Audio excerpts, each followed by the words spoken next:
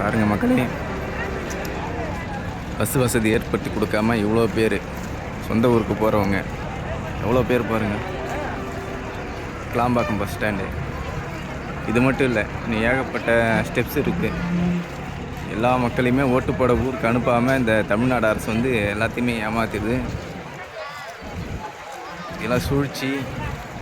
ஓட்டு போட மக்களை ஊருக்கு அனுப்பாமல் இவ்வளோ பேர்த்தையும் காக்க வச்சு இவங்களாம் நான் இப்போ வந்து வெயிட் பண்ணுறவங்கள பாருங்கள். இவங்களாம் நைட்லேருந்தே வெயிட் பண்ணுறவங்க.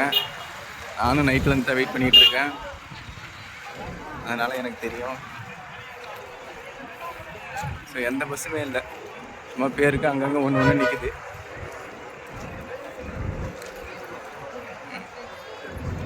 நான் பாருங்கள், எல்லோரும் பஸ்ஸுக்கு இப்படி அடி அடிச்சுட்டு போடுறாங்க. பாவம் மக்களை வந்து தமிழ்நாடு அரசு வந்து ஏமாத்துது.